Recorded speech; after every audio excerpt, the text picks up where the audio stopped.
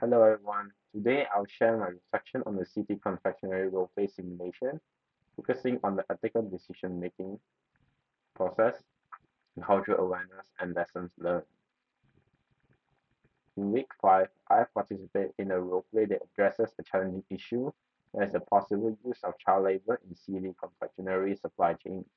My role in the simulation was as part of the CT Confectionary executive team, tasked with evaluating the ethical implications of conducting businesses with suppliers who may not comply with labor standards.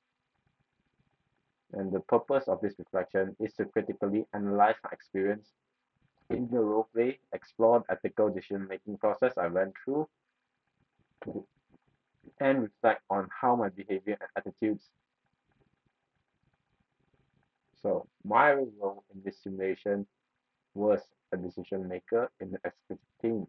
Initially, I felt a strong tension between maintaining profitability and protecting the ethical integrity. The scenario challenged me to think beyond simple financial metrics and consider the broader consequences of the decision. This made me realize that in the real business situation, ethical decision making often involves balancing competing priorities. The central ethical dilemma was whether to continue sourcing from suppliers suspected of using child labor. On one hand, terminating contracts immediately could harm families who depend on these suppliers for livelihood, while on the other hand, continuing would risk serious reputational damage and violate ethical principles.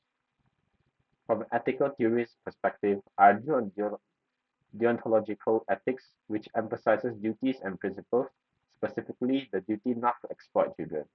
I also consider utilitarian ethics, which focus on greatest good for the greatest number, and stakeholder theory, which require considering the impact of decision of all affected parties. My decision-making process was influenced by several factors. I consider the company's legal obligation, the impact of vulnerable workers, and the expectation of stakeholders such as customers and investors. To guide my thinking, I use Tribunal's ethical decision-making framework, which suggests evaluating moral awareness, moral judgment, moral intention, and also moral behavior. This model helped me to move beyond instinct and evaluate the issue systematically. A significant factor in this case was cultural awareness. I recognize that my own perspective was influenced by a Western cultural bias that strongly condemns child labor. I drew on Hofstede's cultural dimensions, recognizing difference in power, distance, and uncertainty avoidance that influence attitudes towards labor standards. This helped me adopt empathy, acknowledging the intellectual and emotional dimensions of the issue from multiple worldviews, not just my own. During the roleplay, interactions with other participants was crucial. There were disagreements over whether the company should prioritize short-term profit or long-term ethical reputations. Some team members argue for immediate termination of supplier relationship, while others propose a gradual transition with supplier support programs.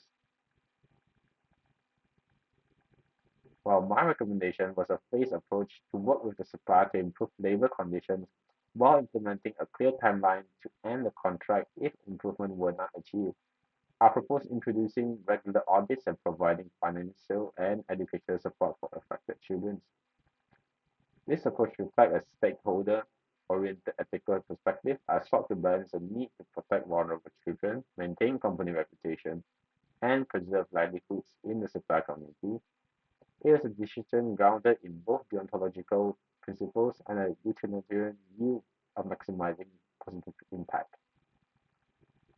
The impact of the impact of my recommendation would be significant. Short term, it could increase operational costs and delay supply chain adjustment. However, in the long term, it would strengthen stakeholder trust, protect brand reputation, and align with corporate social responsibility commitments. So my decision aligns with Carroll's CSR pyramid, which emphasizes economic, legal, ethical, and philanthropic responsibilities.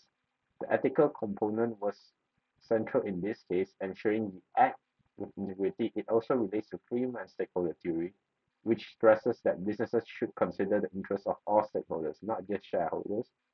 Ethical decision-making frameworks such as REST models help me structure my reflection on ensuring the decision-making process was systematic and transparent. The experience taught me valuable lessons about my own decision-making. I realized I tend to prioritize ethical considerations even when there is financial pressure.